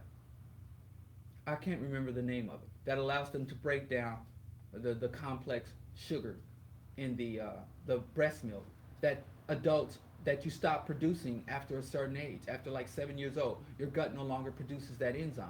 So one thing that used to be good for you is no longer good for you. You outgrew it. Now I ain't saying don't suckle at the breast, just drinking the milk and it can't sustain you anymore. Let me say that. So I don't want to get in y'all bedrooms. I don't want to be like the irritated genie telling y'all how to do y'all business behind closed doors or on rooftops or in the woods, wherever y'all. Let me get away from that. I'm saying, even if you still drink it, it won't sustain you. So there is a time when something reaches a time where either it once was good for you, can become bad for you, or once could sustain your life, will now no longer sustain you. It's inadequate to sustain you. And black people, let me tell you something. At least pro-blackness became obsolete in the 60s. And here's why. After the 60s, after the integration, because prior to the 60s, in the 19-teens, in the 1920s, 30s, 40s, and 50s, it didn't matter if you was a black doctor or a black sharecropper. It didn't matter if you were a wealthy black man or a poor, indebted black man. It didn't matter if you were a black patriot or a black nationalist. There are certain universalities. The system did not distinguish between black people. There's certain places you couldn't go, certain things you couldn't do, certain arenas you could not dwell. I don't care who you was. Even Sammy Davis Jr., the world's most celebrated entertainer, early in his career, this dude used to have to come in the back and leave through the back, and he couldn't even eat at the buffet. And Sammy Davis Jr., people will pay $100 tickets and come in there and buy the meal, and that was some real money back in the 40s and 50s. And Sammy Davis Jr. be on stage entertaining people at these high-end Hyatt Regency hotels and casinos, and he couldn't get a room. In every town, there used to be the minister or some woman who would host these artists. Cab Calloway, Duke Ellington. They would become in headline shows at the biggest palladiums, but they had to stay in the hood. And a lot of people have stories, yeah, and then you go to your great-grandma, and she know the lady who used to keep housing for the celebrities when they come to town. When James Brown come to town, he stayed with Miss Ann because she cooked real good. I had a friend whose grandmother, when the traveling black performers would come to town, they'd come to her house and eat because they couldn't go eat at that fine restaurant. And so she shoo the kids out the back, and she lay out all the nice silverware, and she cooked them up, hooked them up some good barbecue. And they come after the show and eat because they couldn't go to the places they just performed and eat. So if you was black, no matter how high you was on the hog, you knew white folks, the lowliest white person could step on you. And that created a certain understanding amongst black people. It created a level of humility within our athletes, our entertainers, our scholars, our professionals. Our entrepreneurs knew, yeah, I might have a business, I might have a Cadillac, and you got a rusty truck, but there's a certain connection we have in this system. Understands I'm still a nigga, and it treats me just as bad as it treats you. Any toothless redneck could come out the trailer park and drag my daughter in an alley and have his way with her just like yours. And there ain't nothing I can do. And if I make too much noise, then I'll get lynched. So my daughter will be raped and be without a father. Any redneck can violate my wife. And if I make too much noise, then my wife will be violated and she'll be a widow. And so that's where pro-blackness came from. We got to look out for each other. We got to be down with each other. Even I don't like you. I'm a Methodist. You a Baptist. You know. I'm a Southern nigga. You a Northern Harlem nigga. No matter what differences we had, when we was in proximity with each other, when we saw each other, whether we saw each other on the street or we saw each other on the movie screen, wherever we saw each other, we like, yeah, go black, team black, pro-blackness forever. But in the 60s, there was a change. There was the 60s, black people fought in the streets and got concessions. It's called the Civil Rights Movement and the Integrationist Movement. So they made it, the lines were blurred. The lines that used to be hard in the sand, they were blurred, they were obscured, they were buried. And certain black people got to get to places that they never been able to go before. You can rent the penthouse at the Hyatt Regency. You could get elected as a senator. You could become a chairman of your local Democratic Party. You could become a police chief. And so certain black people were like, I no longer have to have this obligation. I don't have to depend on my people anymore. So that tie was broken. I'm not saying it shouldn't have been broken. I'm not an integrationist. I'm a revolutionary. I don't want to join the system. I want to dismantle the system. But I understand. Black folks needed some relief. We need to take some, I'm sick of, I know to this day, my wife's father, little childhood friend, was lynched. Remember, Venus and Serena's father said that his son, his best friend, 7 years old, was beaten into a coma because his parents sent him to the grocery store to buy some, back fat, some detergent. And when the little black boy handed this adult white man the money, they didn't know you put the money on the counter.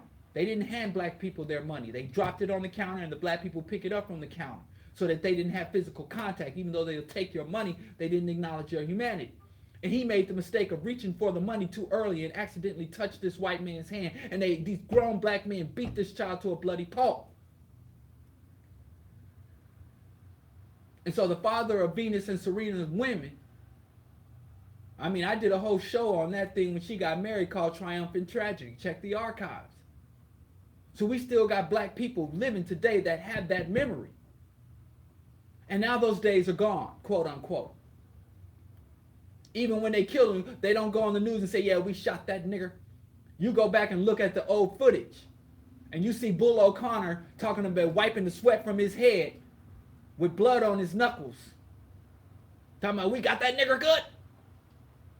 Yeah, and he's exhausted. He can barely talk. He's so excited and exhausted from beating niggers all day. And they be on the news talking like, now those days are gone. Now they say, well, the young man, the suspect. You know, they talk more civil. They're more civil in their atrocities. I mean, Trump is trying to blow that up. And like I said, I'm kind of relieved to finally have an overt racist in such a high position of power. Because, you know, I'm sick of the illusion. Let's just be honest. We could start there. So now black folks are like, well, even though we don't have true liberation, even though we don't have true justice, we have this illusion. And the illusion is better than me, than the black reality is more preferable to me. So they'll say, pro-blackness, whatever. But they'll still run back to their blackness.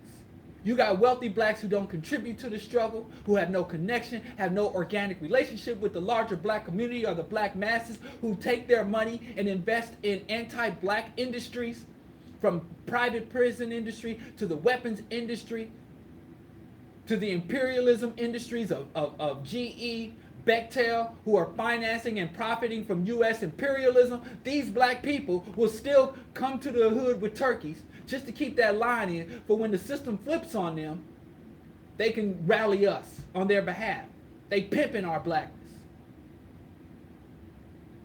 And so, therefore, pro-blackness is inadequate. It will no longer sustain or nurture us now that we have many black people integrated to the highest levels of the oppressor system. And we still got pro-black people who root for these people, who feel as though their achievements are our achievements, even though their achievement is putting their foot on our necks. We still have black people that are dumb enough to believe, well, if we're going to get bombed by drones, if we're going to be oppressed by the state, if we're going to have our human rights denied, I'd rather it be a black president signing the document than a white president. That's why pro-blackness is one of the many reasons pro-blackness is regressive and is obsolete. So when you see a black man getting a Grammy, I'm not just going to automatically cheer. I'm like, why is he getting that Grammy? When you see NWA being inducted into the Hall of Fame, and for 20 years they've been telling to a kid looking up to me, life ain't nothing but bitches and money, because I'm the type of nigga that's built to last. Niggas for life. And when white people give this black man the award, it is a slap in the face to every black woman, man and child, and elder.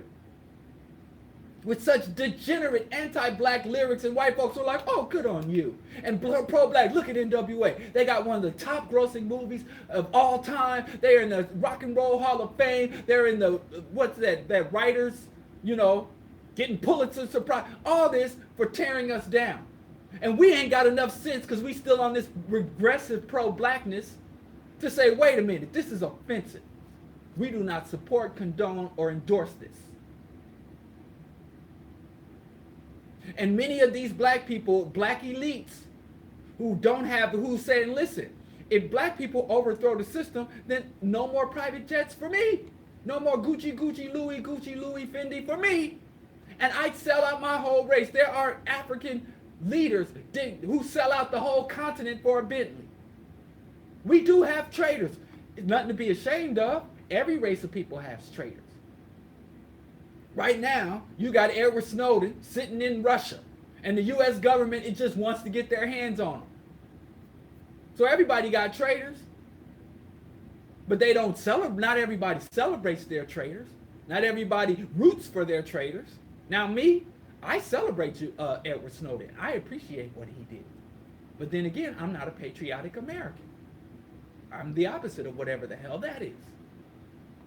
But most patriotic Americans, even Barack Obama, wanted to kill Julian Assange, wanted to assassinate Julian Assange. The Republican leadership, the Republican congressional leadership says, why can't we just go kill him?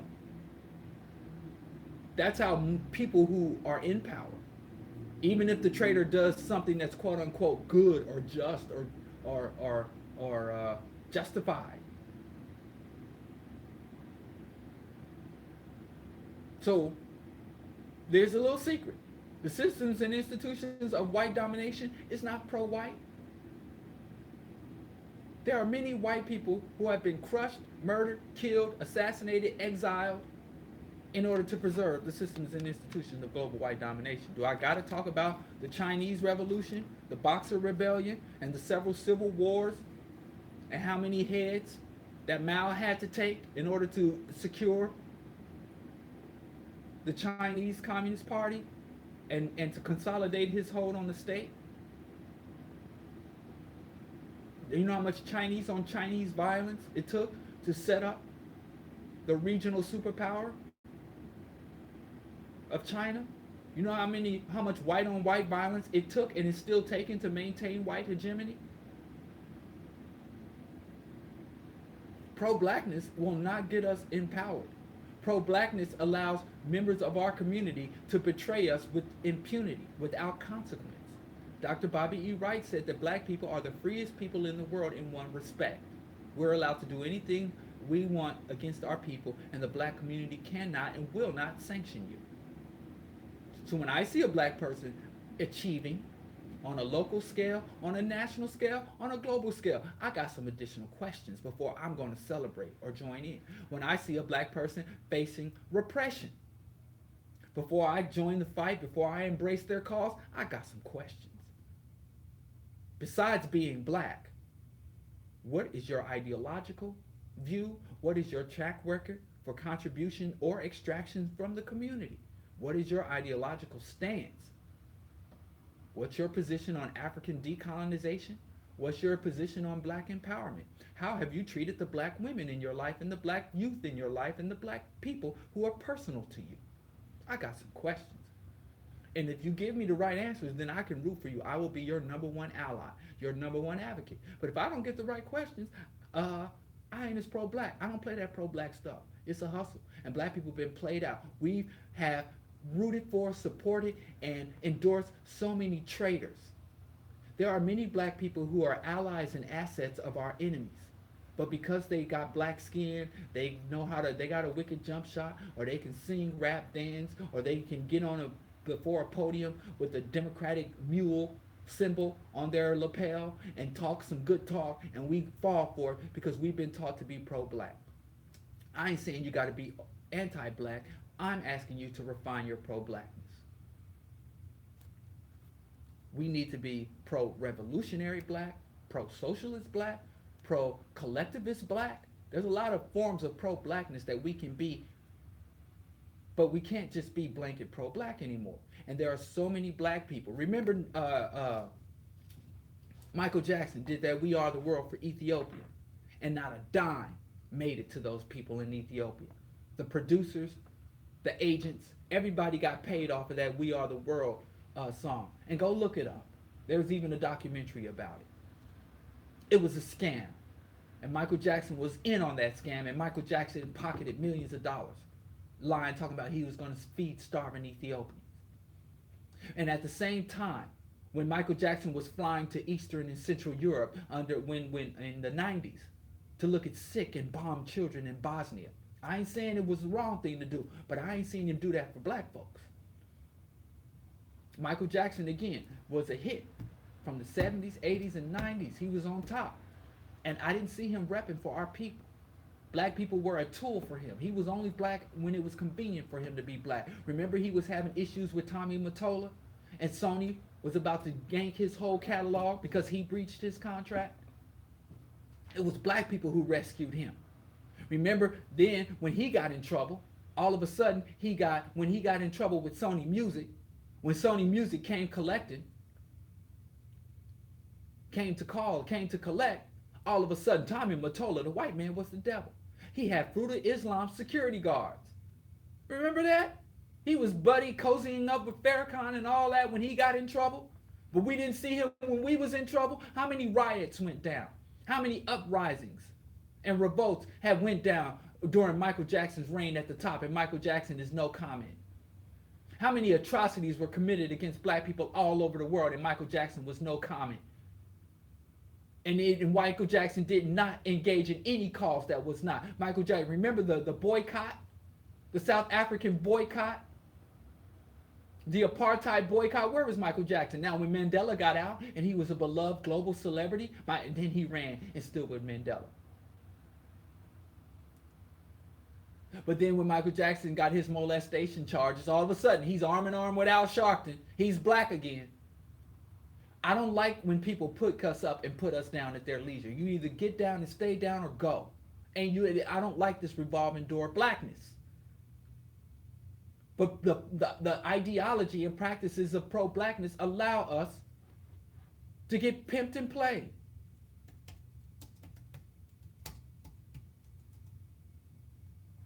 And I don't like that. Another instance of regressive pro-blackness where I think that we're losing ground is that I see a lot of black people talking about F the immigrants. All over social media, I'm seeing people talk about F the Mexicans. What did a Mexican ever do for us? And, let's forget the fact that the majority of these people are Costa Ricans and Hondurans. But I know you're probably like, oh, what the Panamanians, Costa Ricans, Hondurans. And forget the fact that the majority of black people in the Western Hemisphere live south of the Rio Grande, live south of the Mexican border. Majority, black people. The vast majority of people of African descent, Brazil, Guyana, even Dominican Republic. Now, I have been calling out the racism of Latin America. But believe it or not, Latin America has the same makeup as we do here in the United States. The white people on top, and the natives and the natives and the blacks on bottom. Latino is not a race. Mexican is not a race. Hispanic is not a race. This is a lingo ethno-cultural group. So in Latin America, in Mexico, you have over 1 million black people of black heritage, Afro-Mexicanos. There are more black people in Brazil than anywhere outside of Africa. Uruguay, Chile, like I said, and there's only one English-speaking nation in all of Latin America, or South America. It's called Guyana. Huge black population. So you have whites in Latin America, you have blacks in Latin America, you have native population in Latin America, you have a large a significant number of Asian people in Latin America. And you can be Asian Latino, black African Latino, Euro Latino, a native. So when you say F the Mexicans, you're not, which ones? All of them? The black ones too? The natives? The European, the Spaniards? Because you got conquistadors. That's what my first thing is. I ask anybody from that region. Or what are you? A conquistador? A native? A Negro? What are you? Well, how do you identify? Because it matters.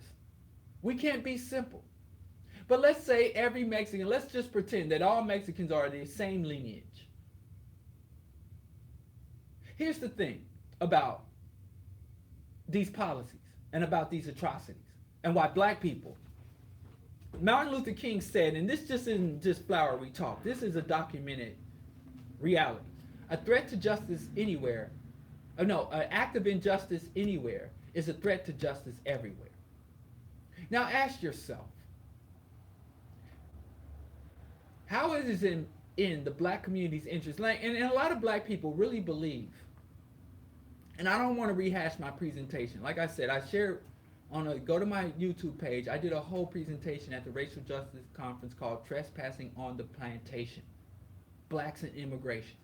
And I acknowledge Latin America is racist as North America. South of the border is as racist as north of the border. Black people face the same types of discrimination, lynchings, and all of that. South of the border.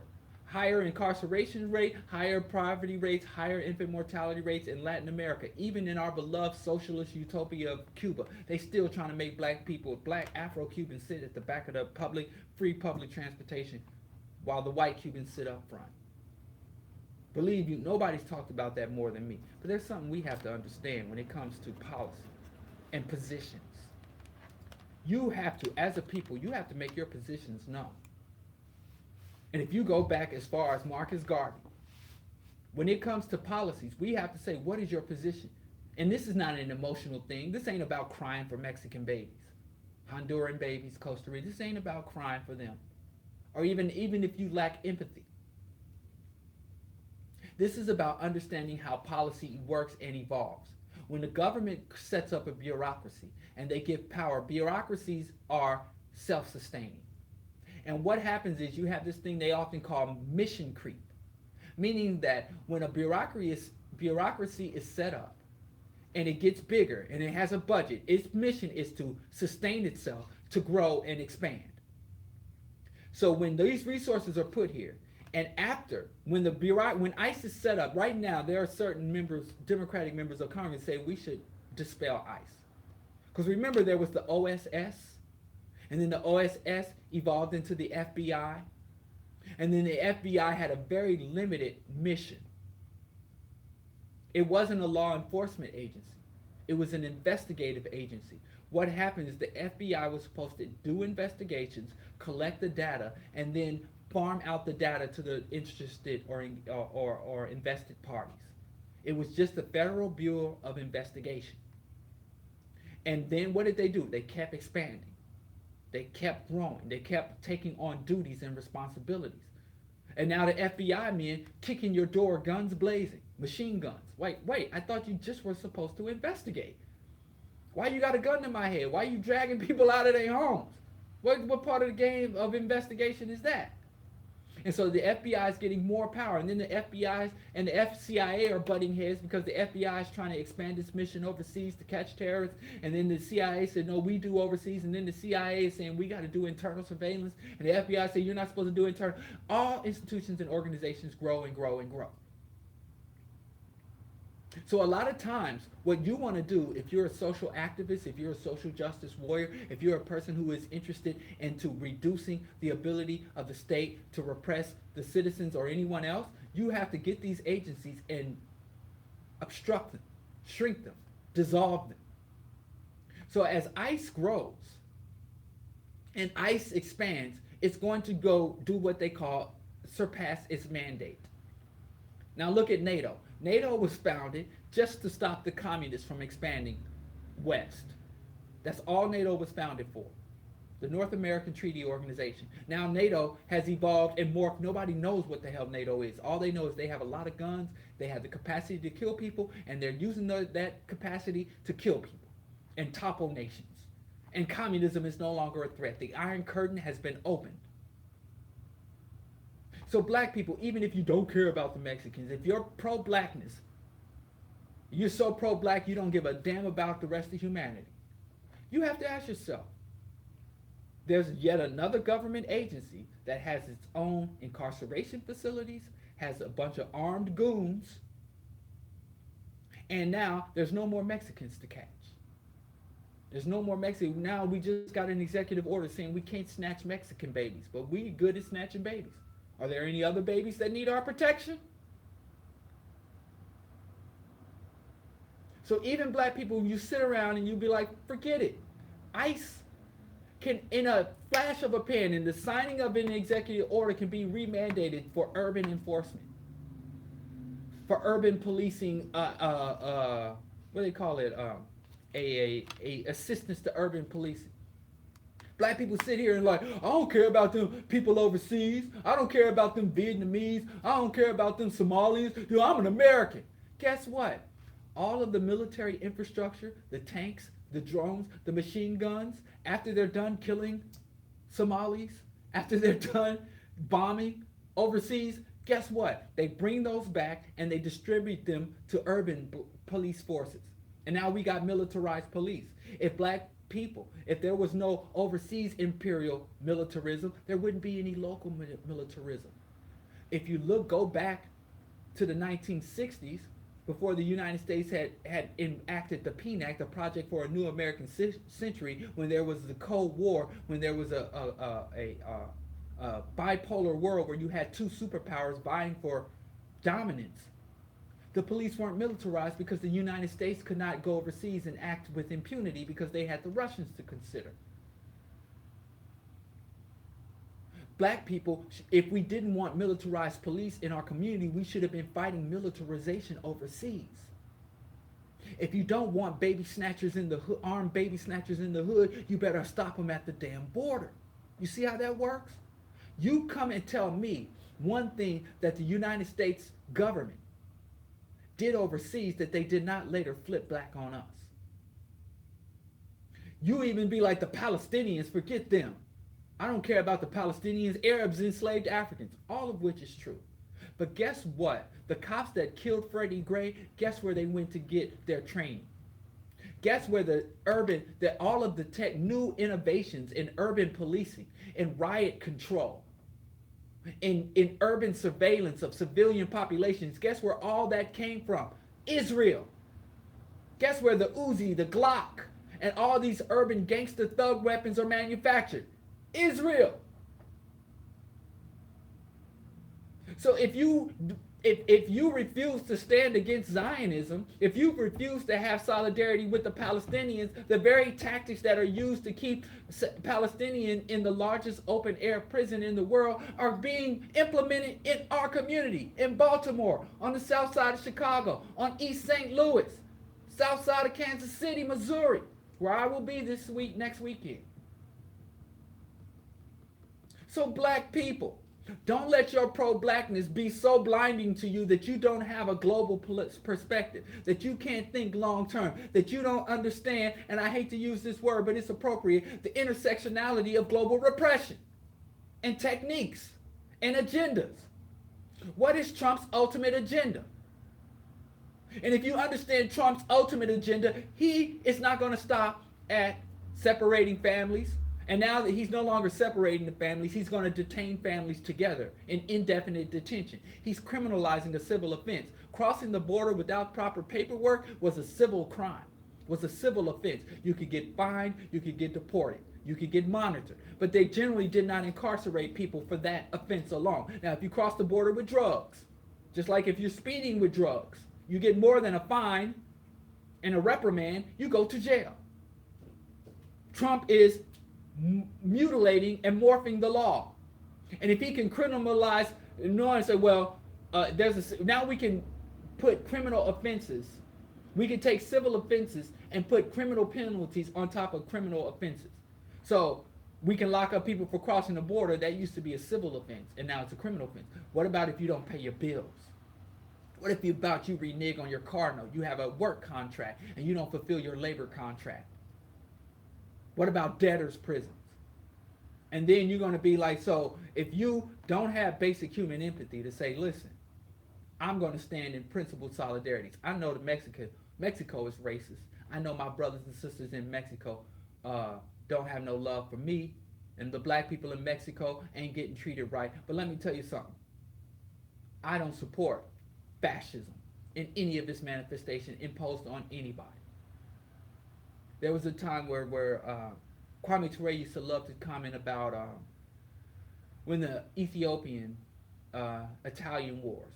Italy fought several wars against the Ethiopians. And it was the Ethiopian policy to not torture Italian soldiers on their own soil. And but when they would capture a Ethiopian soldier alive, the Italians would openly mutilate them in earshot so that the Ethiopian soldiers on the other side of the battle lines could hear their screams. And they would find mutilated and abused corpses all over of captured soldiers. And so there was one young soldier that had captured some Italian soldiers. And he was like, I'm about to skin these devils alive.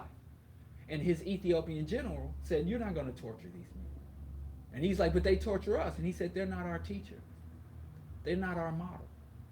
They don't set standards for us. I don't give a damn what their standards are. We understand what's right and wrong. So we'll fight them and we'll kill every single Italian on our soil. We'll cut every throat of every Italian on our soil, but we're not going to degrade ourselves. This is a war, and we have our protocols for war. So we're not going to lose ourselves in this conflict. And we're not going to allow our enemies and oppressors to dictate to us how we will conduct ourselves. They're not our teachers. They do not set standards for us.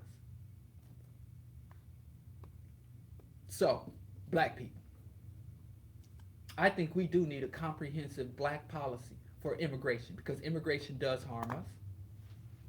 There are issues that we have. We have legitimate grievances for Latin Americans when they come here and the way they conduct themselves in their own lands where they do have power. But again, we don't want to degrade ourselves to the point where we're out here acting like reactionary rednecks. Touch my country, this is my country. And again, I'm not going to foreshadow, listen to my breakdown, my revolutionary analysis, because it's out there. If you want to hear my point of view, or if you need me to go over it again, let me know. Drop me a line to Bro Diallo Show, Q4 Radio, AM 1680. Let's not allow our pro-blackness to be like pro-whiteness, black nationalism to devolve to be a black version of white nationalism, anti-human, without empathy, without intellect, just a blind, baseless adherence to phenotype. That's not what pro-blackness was ever meant to be. Pro-blackness is pro-humanity, pro-justice, pro-reason, pro-intellect.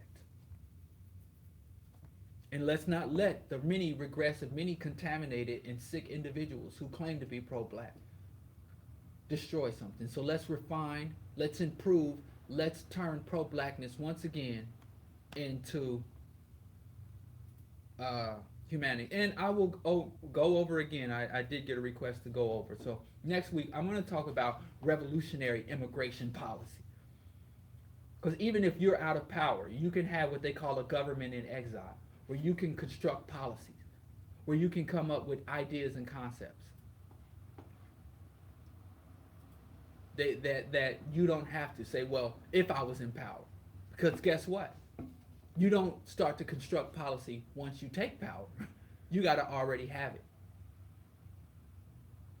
You got to already have your idea of how you're going to govern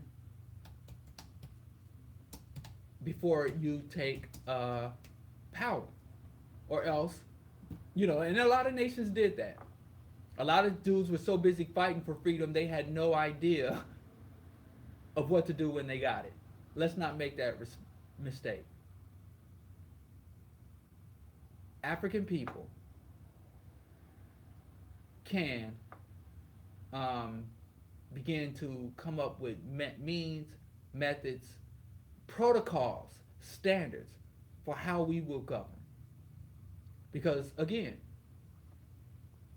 there will be a time where we will get our liberation, where we will have control of the state, and we will have people who want to enter and exit our state. What is a humane, just, civil immigration policy that speaks to the interest of the citizens while respecting the humanity of foreigners? There was a time where Africans governed the world, and if we want that time to come again, and we don't want that time to be a replication of this degenerate, anti-human European way of governing the world, we better get with it now. And I know it feels real cool and slick to be able to say F the Mexicans, F the Costa Ricans, I'm black.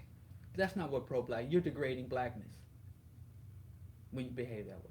We're going to have a musical break. I got a presentation I want to say. I went a little bit over. Thank you for listening. Please go to the and continue to listen. I don't want to think I'm ending the show. I just want to, I got some progressive music to play, and I've got some materials I want to share with you from some revolutionary economists and a revolutionary feminist, believe it or not, and some discussion on the family. So you're going to want to stay tuned. Q4 Radio, Q4.org. Please make a contribution. You can go to diallokenyatta.com. To everyone, I know I owe a few people, I have rewards for my Patreon that I have to put together and send out, and I'm prioritizing that. I'm definitely going to have it out before I leave town. I will not be on the air Friday. I will be rebroadcasting a pre-recorded show, so you still want to tune in, because I will be in Kansas City this time next week.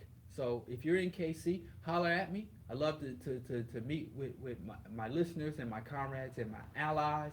I'm definitely going to be going to the World War I Museum. So if you want to come to the World War I Museum with me, I'll probably be going Saturday afternoon. Please come with me. It's a wonderful historical museum. And that's one thing I like, the exhibits in museums when I visit towns. So holla at me. If you're in Kansas City or in the surrounding areas, I'm going to be at the Ethiopian, Blue Nile Ethiopian restaurant next week, also with my man Daniel, another progressive Ethiopian Pan-Africanist and Orthodox. We're going to work on that Orthodox religion stuff. But again, continue to listen. This is Q4 Radio. Bro Diallo. And we're going to have some Boogie Down production, Black Men in Effect. As soon as it's cute.